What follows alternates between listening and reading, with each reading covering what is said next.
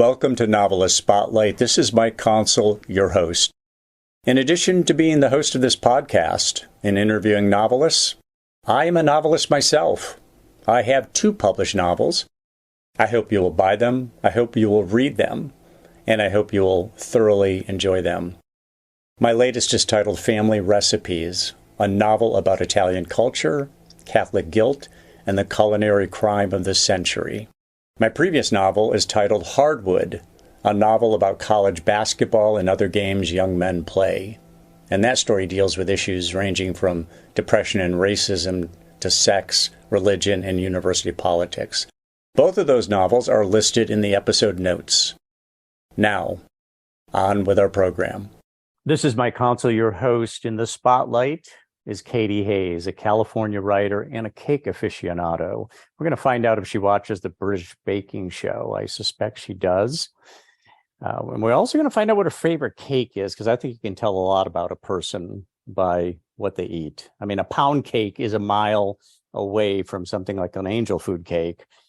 She lives in the shadow of the Sierra and making more connections here, I think, in terms of Mount Shasta, the Harmonic Convergence. For those of you who are old enough to remember the Harmonic Convergence, the big spiritual event that Mount Shasta was a PowerPoint for that. Sedona, Arizona, the pyramids of Egypt. I think there were 7 of them globally.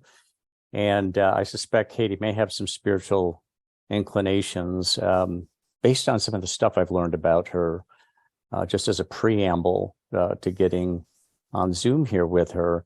She lives in the shadow of those mountains with her husband and their dog, Queso. I love that name, Queso. I see a yellow Labrador.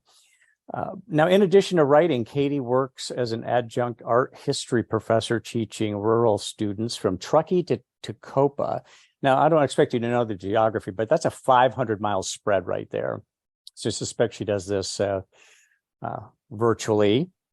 She holds a master's degree in art history, and we're going to find out who her favorite artist is as well. You know, Gustav Klimt or Degas or Rubens. Again, you can tell a lot about a person by what they value in art. She developed her chops for art at Williams College. Then she pursued her PhD in art history at UC Berkeley. Her academic writing has been published in several journals. Her fiction, which is our main focus here, explores how far humans are willing to go to believe the unbelievable, strange but real worlds. And she also explores complex female relationships. Why are women so complex? We're going to find out here. And why are men so simple? We'll find that out too, maybe. She also runs a Substack blog called June Gloom. She writes there sporadically about creativity, culture, California. And I'll go ahead and include a link to her blog as well as her website in the episode notes. Now, she has her one and only novel, which has caused quite a stir. Actually, she's finished her second novel, all but finished it. But her first one's called The Cloisters. This is a novel where the secret history meets Ninth House in this sinister atmospheric novel, following a circle of researchers as they uncover a mysterious deck of tarot cards and shocking secrets in New York's famed Met Cloisters. If you don't know what Met Cloisters is, I didn't know it either, but the Met Cloisters is a museum in Washington Heights neighborhood of Upper Manhattan, and it's a branch of the world-famous Metropolitan Museum of Art. Katy Hays, congratulations on the novel, and welcome to the program. Thank you so much, Mike, and thank you for having me. You bet. So I have to ask, here you've got this novel that, as I said, it's caused a lot. I mean, you've gotten a lot of attention for this book. It's got movie written all over it, I think, but not that you wrote it with that in mind. But where did it come from? How did it develop? I see where the art is playing into the fiction and so on, but what gave rise to it? Yeah, it's an interesting question. I think for me, as a novelist, I'm really driven by the question, what are we capable of believing in? So whether that's a charismatic con man or tarot cards or astrology or manifesting, I'm really interested in what humans in particular are able to convince themselves of. And so really this book came from a place of asking, what if you came across a 15th century deck of tarot cards that you believed really could tell the future? And what kind of questions would that raise then about fate and free will and chance? And so that's really where I came to the book, is from an interest in looking at that perspective. Have you ever had your tarot cards read? I haven't actually. Really? Okay. No. I have. I've had it a couple of times. It's really interesting. Then I tried to learn how to do tarot card readings because I thought, what a nice little thing to do on the side. And wow, was it difficult? I've given up. Yeah. But go ahead. No, I've never had them read. I do have a deck of tarot cards. When I worked on the book, I obviously spent a lot of time reading about tarot and learning about tarot. And I was surprised by how easy it was to scare myself. I would occasionally give myself like a 5-card spread reading and just think to myself, oh my gosh, this just sort of freaks me out. What's in the cards? So I actually kind of steered away from it in some ways. I get it. Some of the iconography is a little intimidating. Now, the Zodiac also plays a role in this novel. What is your sign? I am a Scorpio sun, a Virgo rising, and a Sagittarius moon. Wow. So have you had your astrological chart done?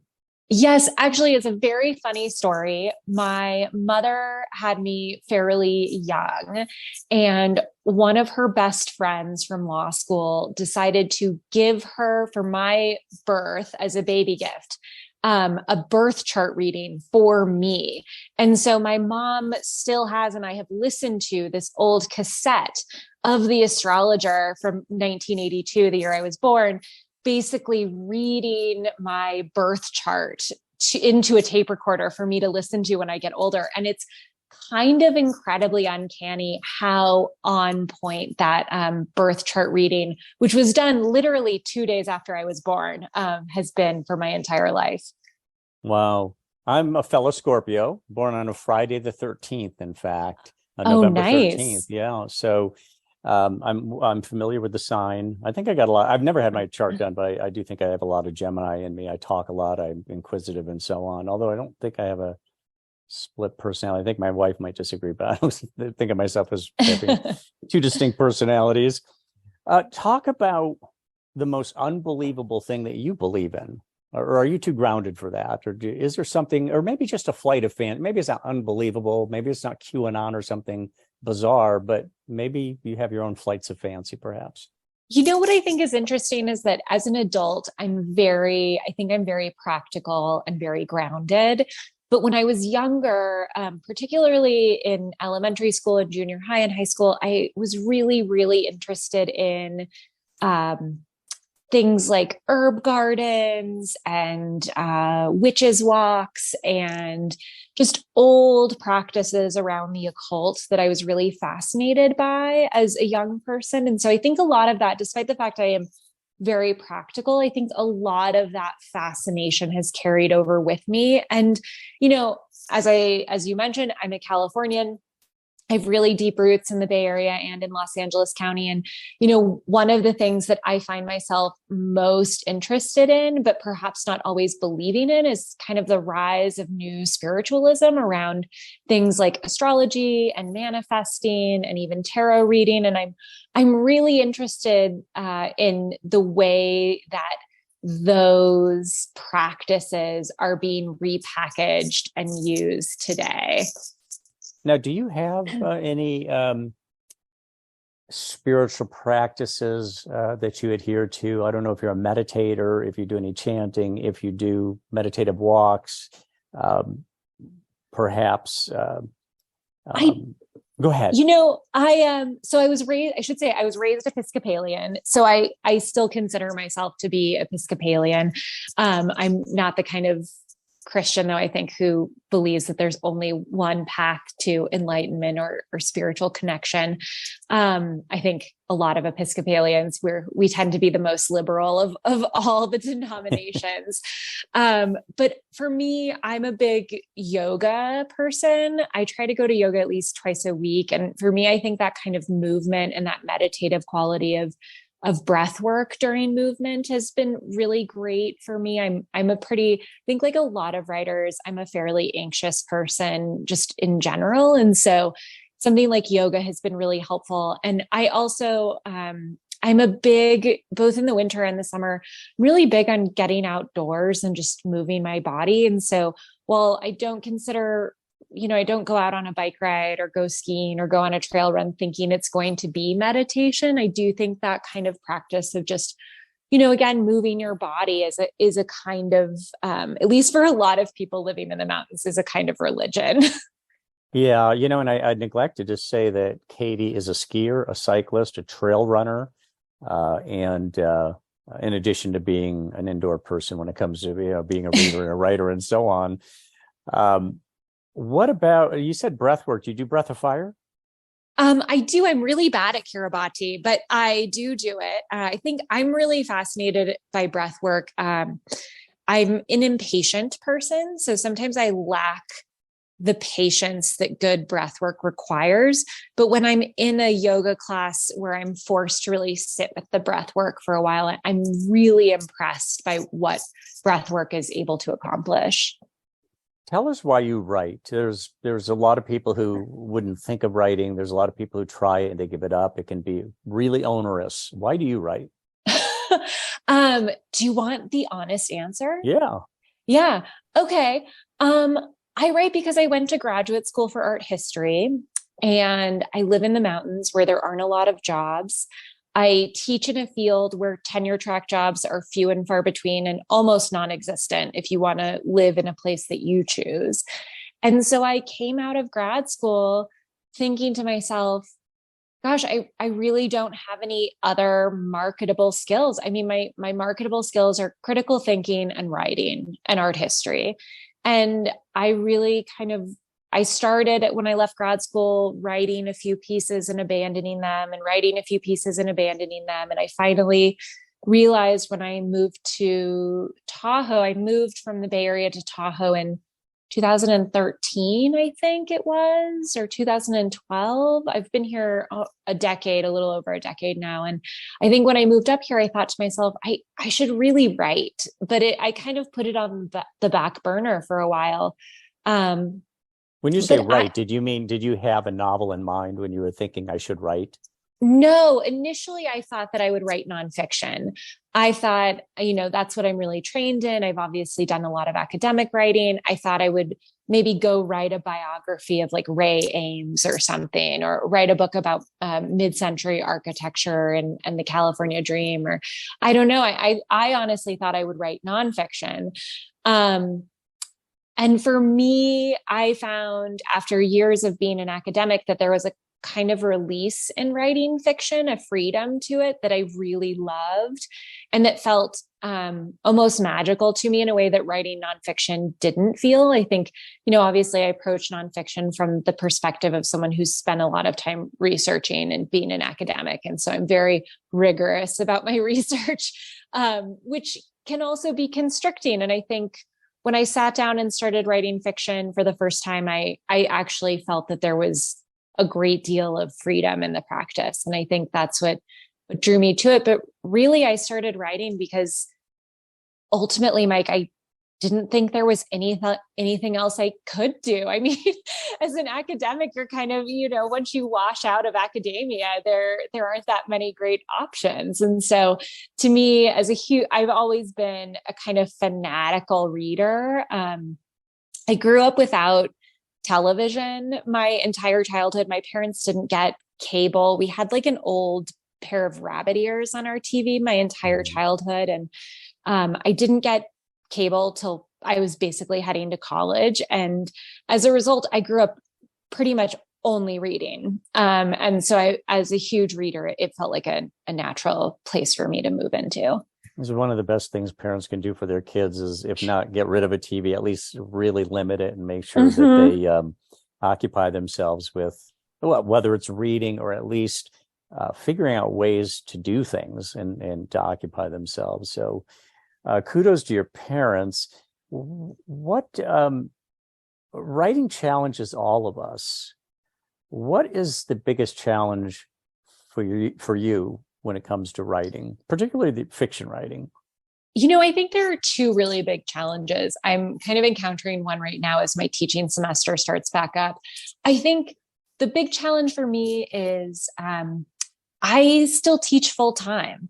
So I teach anywhere from 5 to 7 courses a semester, which is above or at a full teaching load. And I still work full time and have to find the time to write. And I think for me, one of the big practical challenges is having a day job that shares space with my writing brain. So I obviously, when I'm teaching or I'm writing lectures or I'm doing like schoolwork, I'm using the part of my brain that I also use to write fiction. And so I do think that one of the things I have to manage is balancing my output and finding a way that I still have energy to write. I often find that I'm an early morning person, so I often get up around 5 and write from 5 to 8 or 5 to 9. And then I put it away for the day and turn to my teaching work. But, I think the balance of working full time and being a writer is a real challenge. And I know a lot of writers say that it can be liberating.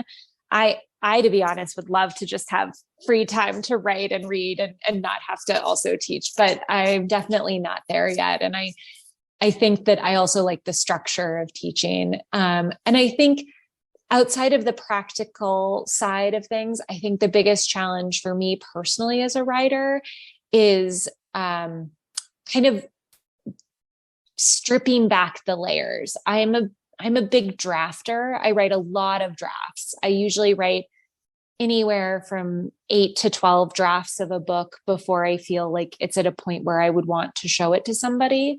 And I usually write those drafts from the ground up. I don't look at the draft. I basically throw it away, at least for the first 5 drafts. Wow. I kind of throw the draft away and then start over. Wow. And just assume that whatever's good will make it into the next draft, which is incredibly inefficient and I don't recommend. So I think for me, that's really my other, outside of the kind of practicalities of balancing work and art, that's my other really big challenges. I like to do a lot of drafts to kind of strip away the story to what I really want it to be. And that takes time and effort and can be very inefficient. So what is that,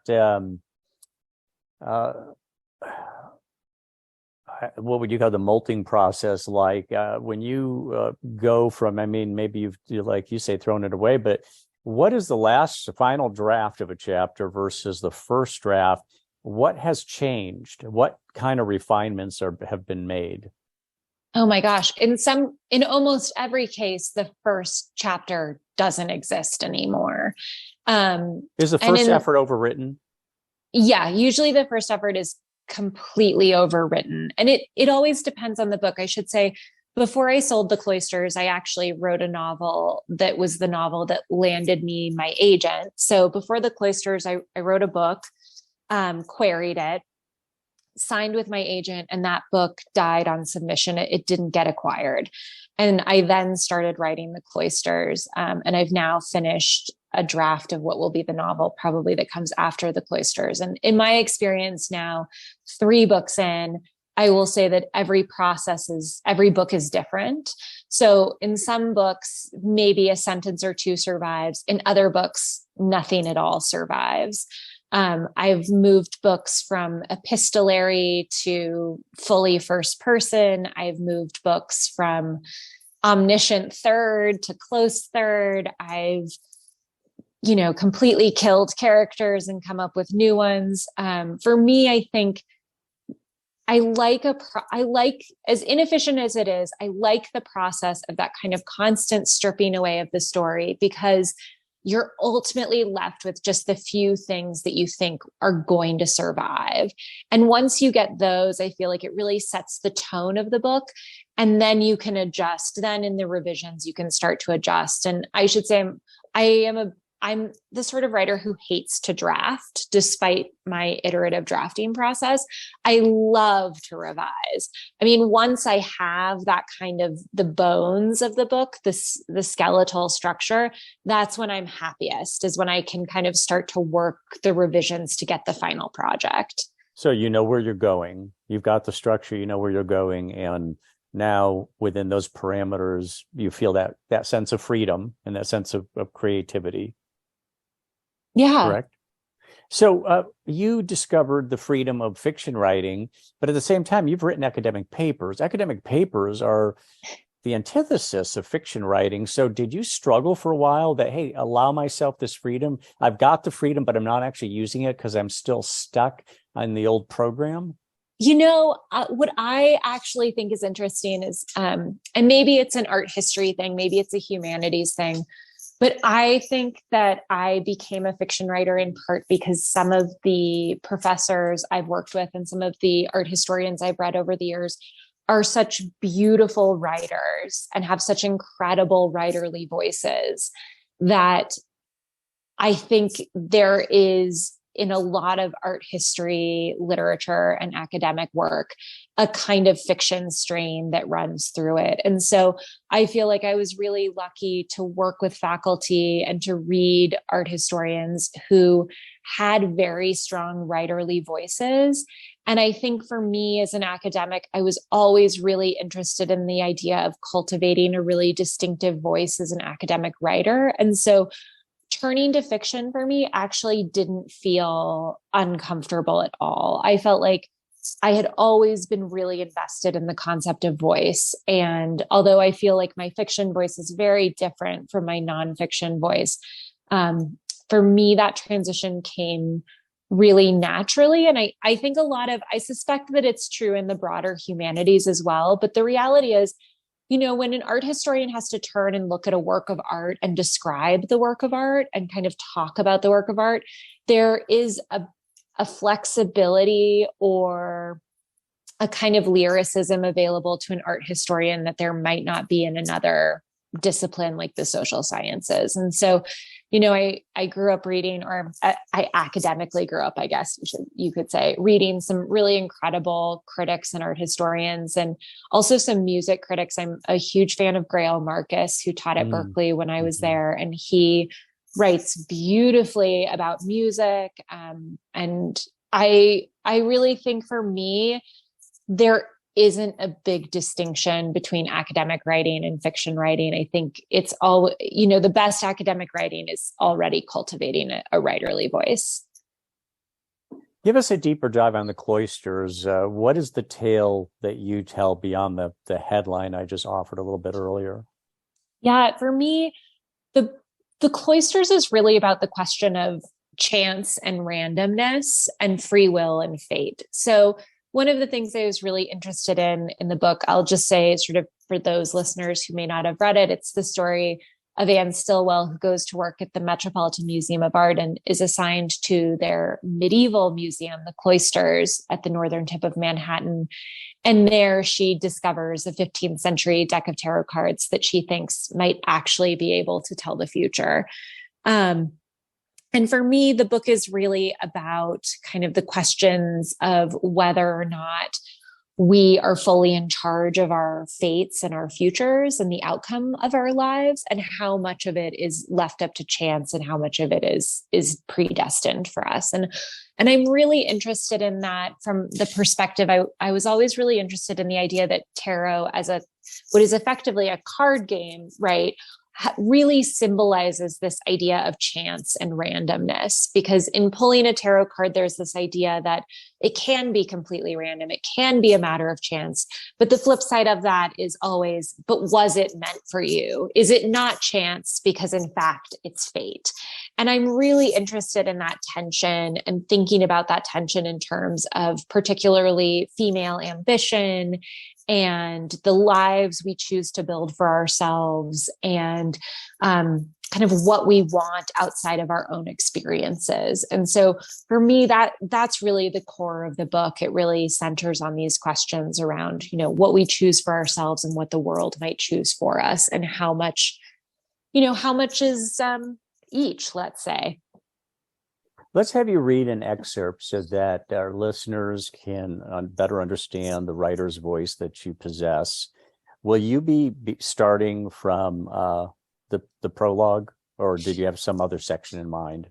I will start from the prologue. Let me see here. Okay. I'm just going to grab my Because if you were going to do that, I was going to at least read that first paragraph because it was really captivating. Oh, sorry, that's my dog, by the way, who is that's fine. That's queso. barking. And now, what breed is queso? He's an Australian Shepherd, actually. Oh, okay. Yeah, he's a red tri-Australian Shepherd.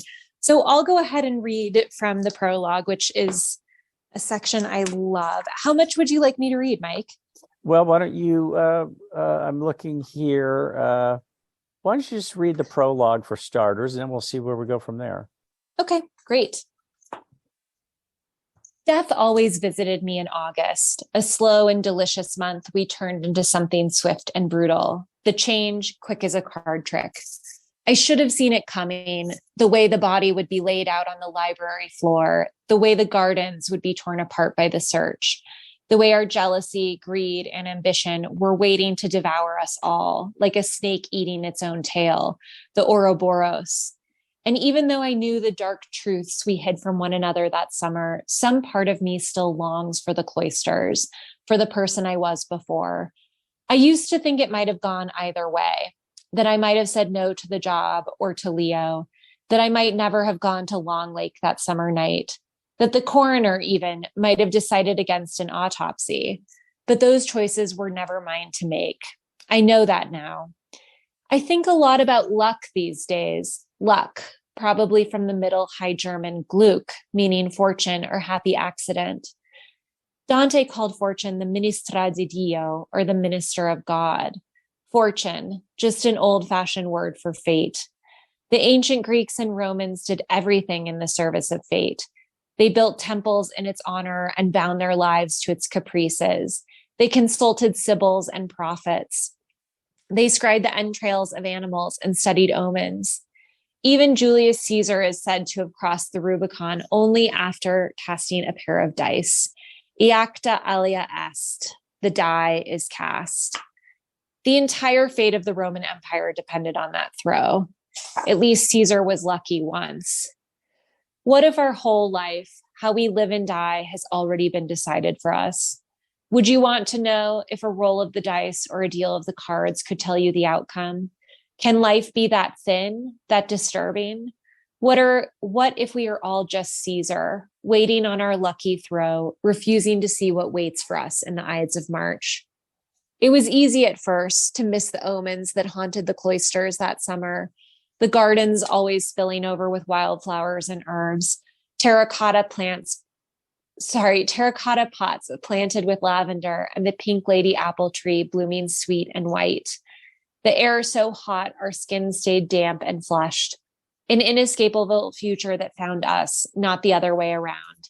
An unlucky throw, one that I could have foreseen if only I, like the Greeks and Romans, had known what to look for. So that's the prologue. It's a beautiful piece of writing.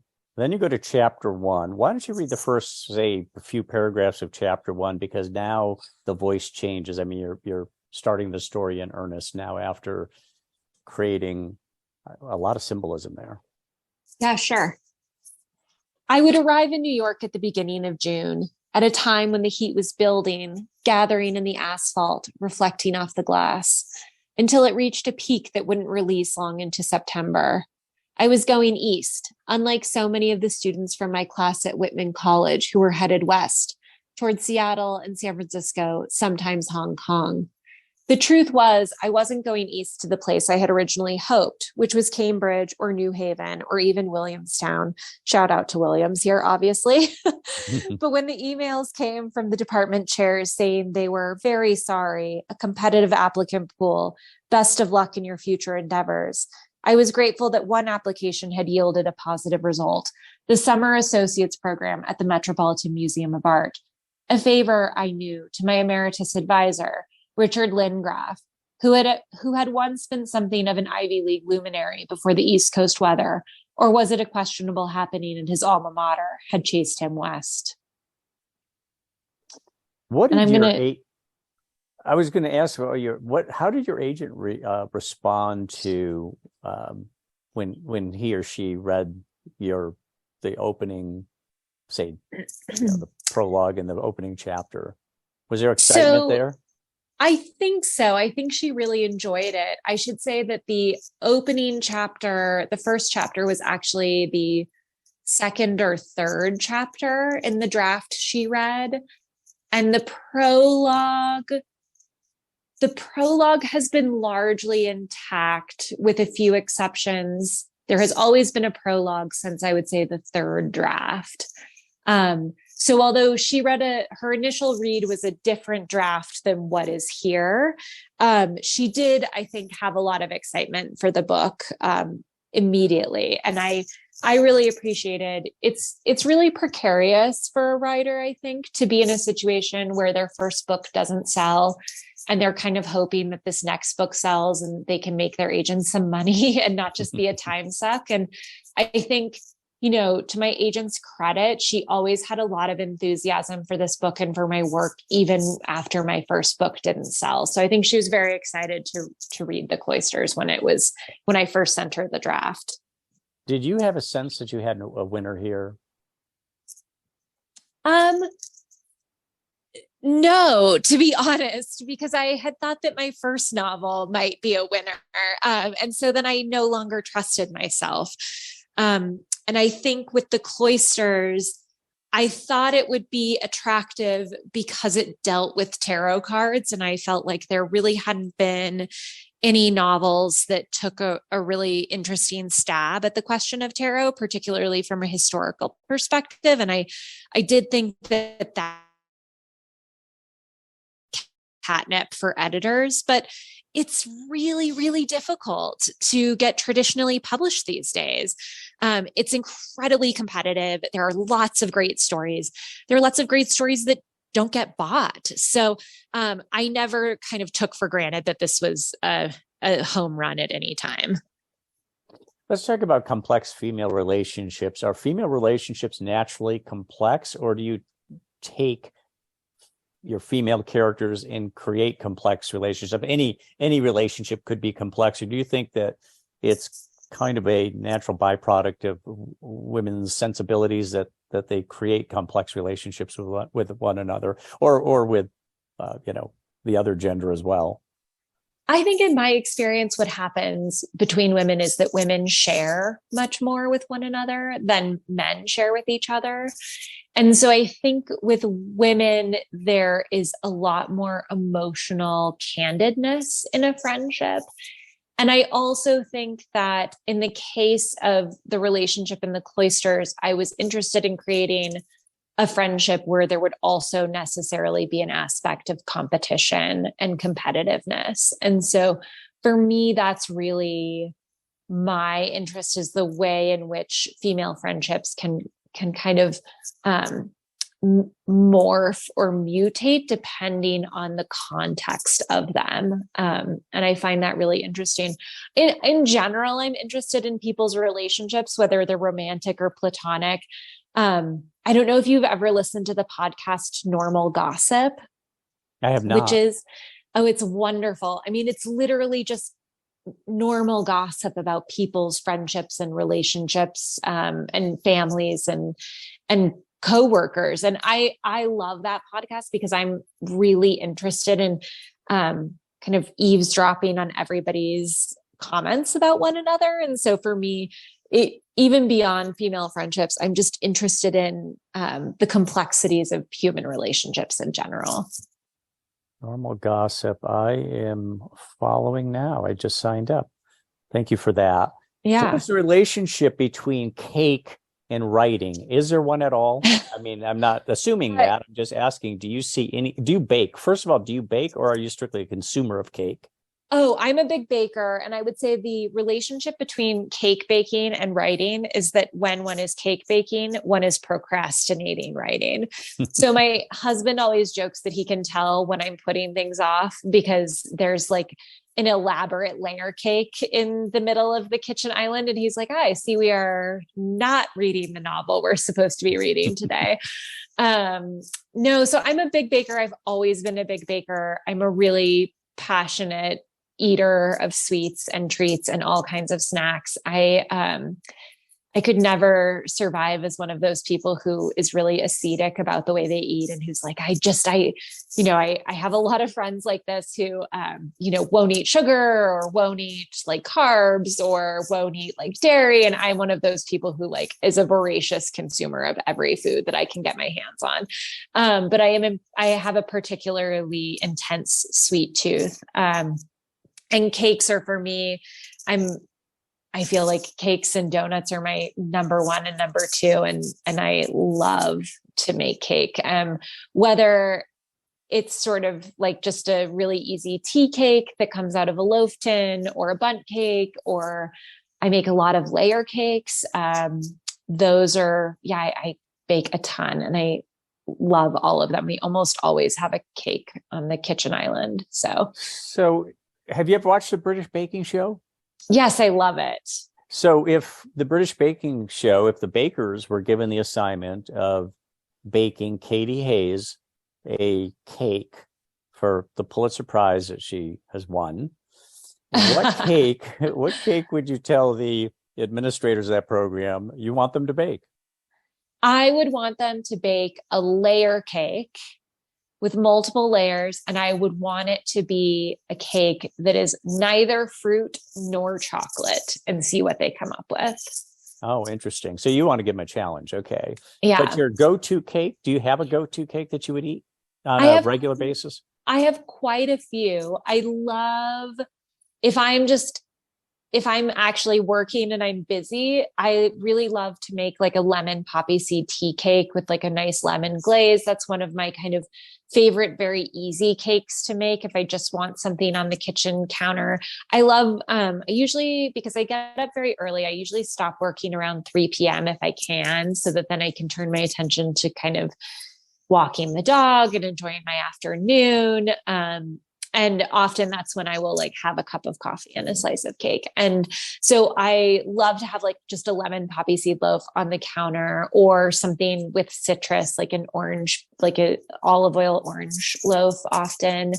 But if I have more time, my actual preferred, if it's my sort of ideal cake, I love a layer cake. And I really, just even a simple 2 cake layers, frosting in the middle, frosting on the top and the sides. And I make a pumpkin cake that I really love, and a chocolate cake that I really love. So you're on the British Baking Show, let's say, and okay. It's going to be a cake. You have to bake a cake, but it's a cake of your choice. What is your go-to cake in terms of, if you're going to wow the judges, what would you bake? Oh, okay. Well, I would never ever go on a cooking competition show, because I love to cook and I love to bake, and I would never want to be in an environment that made me hate it. So, but often if I'm going to a friend's birthday party in the summer, I always make an angel food cake with strawberries and whipped cream layered inside of it. So that's, if it's summer, that's what I'm making. If it's winter, I'm probably going to make a pumpkin cake with a cheesecake with a cream cheese frosting. Both sound absolutely delicious. Why do you live in the Sierras? Yeah, it's an interesting question. I grew up in the Bay Area, and I went to school at UC Santa Cruz. I lived in Santa Cruz for a long time. I loved it. I moved to the East Coast thinking that I wanted to move to the East Coast and go to grad school there. I spent 2 years in Massachusetts at Williams, and was like, get me out of here immediately. I cannot do East Coast weather at all. And so I promptly came back to Berkeley. I think I would have just sobbed hysterically if I hadn't been able to come home to Berkeley. But I love the Bay Area, but it has changed so dramatically in the past, let's say 15 years, or really since like 2006 or 7. And I just didn't like the way it had changed. I felt like it was really hard to get around. The traffic was bad. All of the kind of outdoor places I wanted to go had become really crowded suddenly. And so I decided to move to Tahoe, because I'm a big skier. I'm a big mountain biker. I'm a big trail runner. I like to road bike. And it just seemed, at the time I joked that it was kind of like the Bay Area light. And now after COVID, it feels a little bit more like the Bay Area heavy, which is a little hard. You leave the Bay Area for a reason, and then Tahoe basically in the course of 6 months becomes what you left, which can be difficult. But that is kind of why I moved to Tahoe. I wanted to still be in Northern California, but I wanted to have a little bit more of a rural existence than I was having in the Bay Area. So that's why I moved in to Tahoe proper? I'm in Olympic Valley. So I am like, as I sit here talking to you now, I'm a mile from the Palisades Tahoe chairlifts. Gotcha. Yeah. So your husband's from upstate New York, right? He sure is. Yeah. I'm from upstate New York. I'm from Endicott, New York, the Binghamton area. Where's your husband from? He's from just north of Saratoga Springs. Got it. Okay. Yeah. Like in between Saratoga Springs and Corinth in this very small town called Porter Corners. How did you decide? Are you an artist yourself other than writing? Are you a fine artist? Why did you go into art history? Did you paint? Did you sculpt? Or were you just attracted to art? I'm not an artist. I come from a really interesting family in that everyone in my family either becomes like a doctor or a lawyer or a creative. There's really no in between. So for example, my grandmother was an artist. My cousin is a cinematographer and does like director of photography work in LA, and is a director. I'm obviously a writer, but my brother, for example, is a lawyer like my parents. And so I'm not a visual artist at all. I really appreciate it. And actually, when I was in college, I thought I would become an attorney like my parents. And so I was majoring in history. And I was required to fulfill an arts requirement. I was in my junior year. I was preparing at that time, kind of deciding if I was going to apply to history PhD programs or go to law school. And I had to take an arts requirement. And so I signed up for an art history class, like an upper division art history class, and fell so thoroughly in love with the work that I stayed an extra year at UC Santa Cruz to also get a major in art history after finishing my history major. And I, at that point too, had kind of realized that law school wasn't going to be for me, and decided instead of applying to history PhD programs that I would apply to a PhD program in art history instead. So who is your favorite artist? I'm a big fan personally of an artist by the name of Camille Pissarro. He is a French impressionist, but not really a well-known one. He worked alongside the impressionists. He's primarily a landscape painter. And so for me, it's Camille Pissarro all the way. And what does that say about you? That his work is what you really connect with more than any other artist? Does that reveal anything about you? Maybe. I think Pissarro's work is deeply elegiac. Like there's a kind of sorrowful quality or kind of grieving quality to a lot of Pissarro's landscapes. And so while we often think of Impressionism as like very pretty and fluffy and these sort of fat cherubic women or kind of gorgeous landscapes, Pissarro's landscapes aren't like that at all. They're very subdued and very color blocking. And so I think for me, I was always really interested as a graduate student in the question of late style. It's something that Adorno writes about a lot in respect to Beethoven and music. And this idea that artists begin to mourn their lives kind of late in life. And I think one of the great interests for me in Pissarro is this question of, how he was mourning the loss of the city and the countryside he knew as France modernized. So I guess I like a bit of like bleak and depressing in my art, to be honest. Mm-hmm. Mm-hmm. Sure. Not surprising. And that has nothing to do with you. I mean, just art, you expect to experience a full range of emotions with art. Although so many people, especially as they age, I notice they tend to, particularly with movies, they will start to eliminate a lot of different movies because it's sad or this or that. And it's like, oh, that's what tells you you're alive. It's what tells you you're human to feel really sadness and so that's on. really funny too, because my husband and I just decided at the end of last year, we started to watch the BFI's Top 100. So every week we watch one of the BFI's Top 100 films in history and kind of do like a little bit of academic reading about the movie and then watch it. And some of them have been really hard to watch. Yeah, well, I get it. Talk about, actually, let me jump back to spirituality for just a minute. I mentioned the harmonic convergence. Are you even old enough to remember the harmonic convergence in the 1980s? I wasn't old enough to remember it then, but I have read quite a bit about it in the time since. I am really interested in, like, can I swear on this podcast? Yeah, sure. Okay. I'm really interested in weird shit. Like I am really, one of my favorite things is the Whole Earth catalog. Have you had a chance Stuart to? Brand. Yeah. Yes, absolutely. Like obsessed with Stuart Brand and the Whole Earth catalog.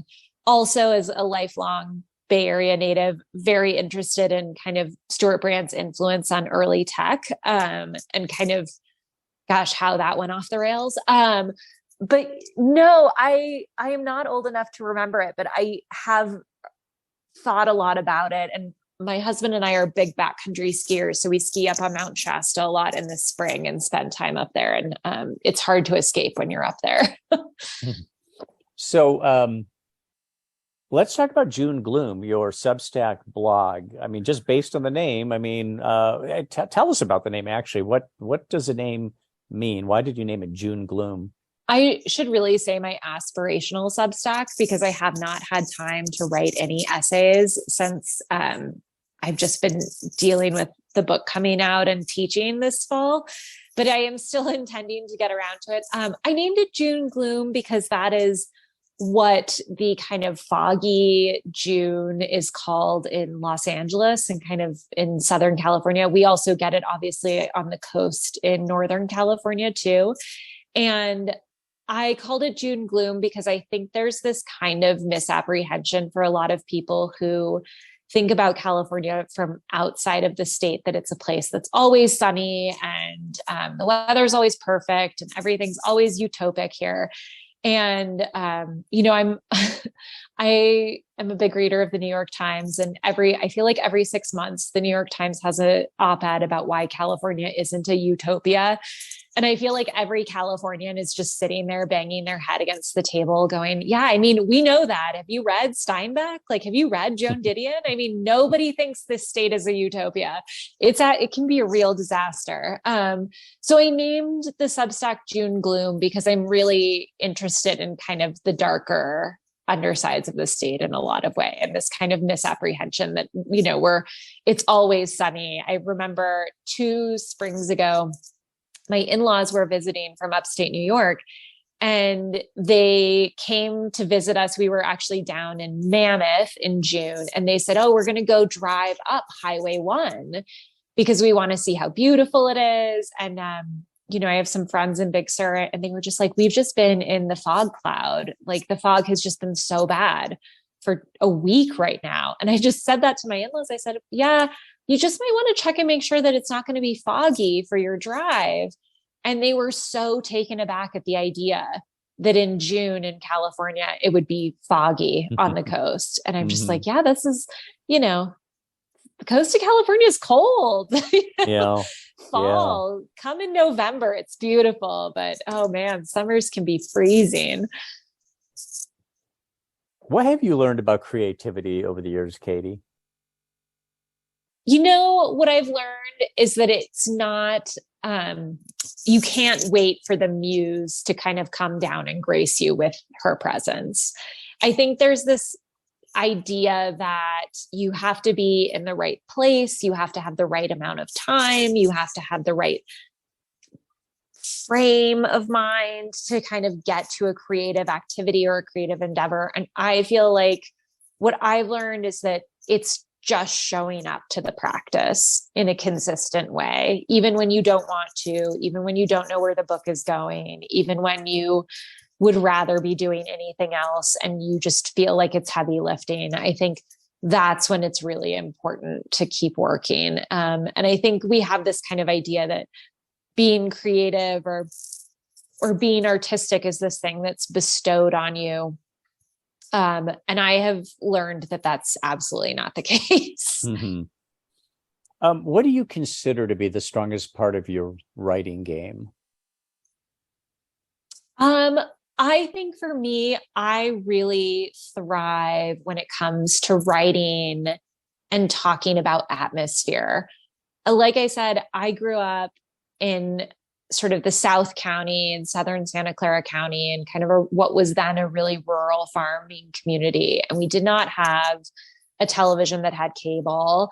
And I didn't really go we went camping a lot when I was a kid, but my parents had me very young. And so we weren't, taking off on elaborate trips to Europe when I was little. And I really used books as a way to travel. And so for me as a writer, one of the things that I think I love the most about writing is using writing as a way to transport the reader on a page to a world that they aren't familiar with. And that's something for me that I think I do well as a writer. And I think conversely, I really struggle with character. I still do. I think character can be really difficult for me. So I think we all have strengths and weaknesses as writers. So obviously you're also a reader. What or who do you favor when it comes to reading fiction? Yeah, I feel almost embarrassed by how much of a fan of Christopher Bolin I am. I'm a big, big fan of a writer named Christopher Bolin. He has 4 books out now. My 2 favorite are The Destroyers and A Beautiful Crime. He writes incredible, immaculately paced, upmarket literary suspense fiction. So he doesn't write thrillers. They're not mysteries. They are just, I wish I could write the way Christopher Bolin writes. He's an incredible writer. So Christopher Bolin is usually who I recommend if people are like, what are you reading that you like? So I usually recommend him. I, these days, have been a really big fan of everything that Rachel Hawkins has written. She writes kind of more traditional thriller style books. She wrote The Wife Upstairs, Reckless Girls, The Villa comes out today, in fact. And I love her books that I'm looking for something to kind of like break up the tedium of reading. And I'm also a really big fan of Shirley Hazard, who is a writer, she wrote in the 70s and 80s. And I'm a really big fan of her memoir writing. In particular, she wrote a book called The Ancient Shore with her husband about their time in Naples. And she also wrote a memoir about Graham Greene called Green on Capri. And she also writes fiction, The Bay of Noon, The Great Fire, The Transit of Venus is what she's best known for. So I am a pretty obsessive Shirley Hazard fangirl as well. Interesting. So you are, as I said at the top, you have completed or are putting the finishing touches on your next book, correct? Yes. What can you tell us about it? Still revising. What can I tell you about it? I can tell you that it's about a family who goes on vacation and something happens on the vacation that brings up a really terrible thing that happened in their past. And so it's a book about haunting, and it's a book about family mythology and family myth making. And it's also a book about what we're willing to forgive when it comes to money in a family. So that's kind of all I'm saying about it right now. I get very superstitious about talking about books while I'm working on them because I know how much books change in the revision process that it's really difficult to like pin a book down until it's actually kind of, you're just doing line revisions. Right, right. So is this one, will they hear Katy Hays's voice and say, this is a familiar voice to me? Or is it going to be a complete departure, not story-wise, but voice-wise? That's a good question. I haven't decided because I'm still working on the point of view in the book. I should say that as a writer, I love to write in first person and I love to write in third omniscient. Although it seems like these days readers and editors don't love third omniscient very much. But it is, as a reader, one of my favorite points of view, and as a writer, one of my favorite points of view. And I really struggle to write in third limited or third close, which is very common. So I'm still working on the point of view. And I think once I've decided on that, it may depend, that may be a deciding factor in how much of my voice comes through. So talk about teaching a little bit. Do you teach virtually, and what is your methodology? How do you really connect with students? What does teaching do for you? What might be some of the challenges of teaching, and so on? So I do teach online. I teach on ground in person, or I did before COVID in Truckee in the fall. I don't teach on ground in the spring because our snow situation can be so intense that it's hard to I, for example, tried to drive from Olympic Valley to Truckee last week. It's a drive that should take about 12 to 15 minutes. It took me an hour and 45 minutes. Wow. And so the traffic can be really bad during ski season. So I don't teach on ground in the spring. I just teach online. In the spring, it's hard to teach on ground. So I teach online, and I teach for quite a few colleges. I teach for Sierra College, which is in Truckee, Lake Tahoe Community College, which is based in Southlake. And I also teach for Cerro Coso College, which is a college district based in Kern County that has campuses in Mammoth Lakes and Bishop as well. And so I often joke that I'm the only art historian teaching on the eastern slope of the Sierra, because I think I teach for every community college. If they have an art history class, I'm teaching it on the east side of the state. And I have found, online teaching has gone through a bit of a revolution during COVID, but I had always taught online prior to COVID because when you teach for rural colleges, a lot of my students live upwards of 50 to 100 miles from the closest campus.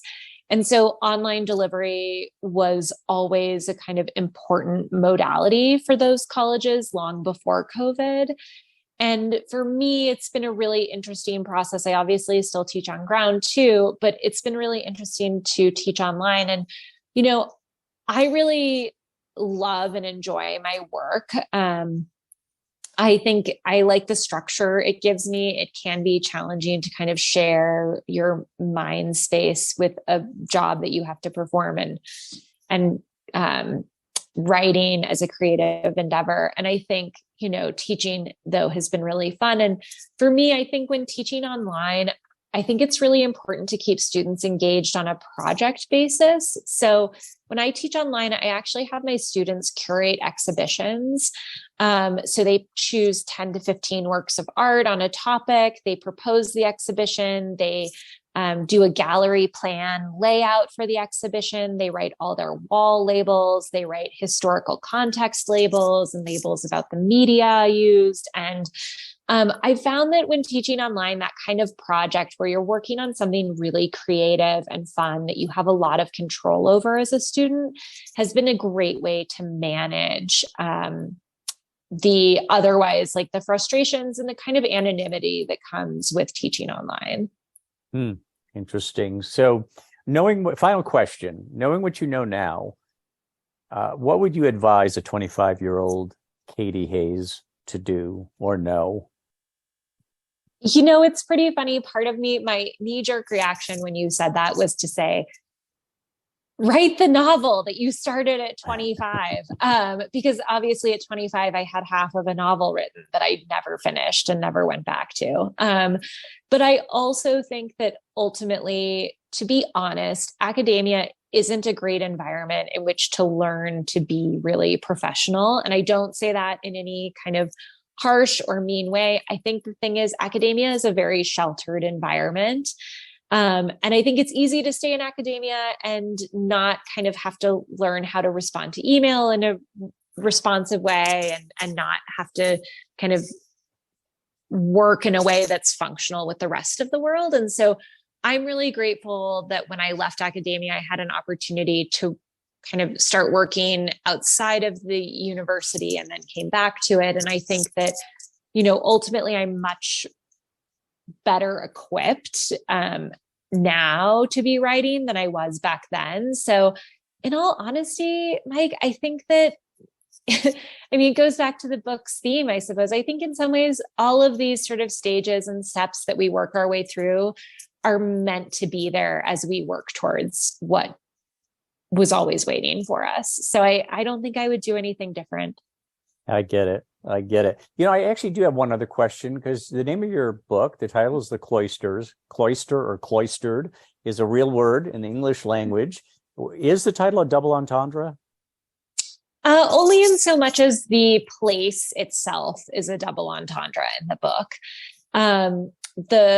Obviously the cloisters, I do have a passage in the book where Anne ruminates on the fact that they're at the cloisters and they're also locked away from the city itself. And so I think it's a play on words insofar as the museum itself is just sort of accidentally a play on words in the city of New York. Well, Katy Hays, congratulations on The Cloisters. We look forward to your next novel, and thank you so much for coming on the program. Thank you so much, Mike. I hope you have a great afternoon.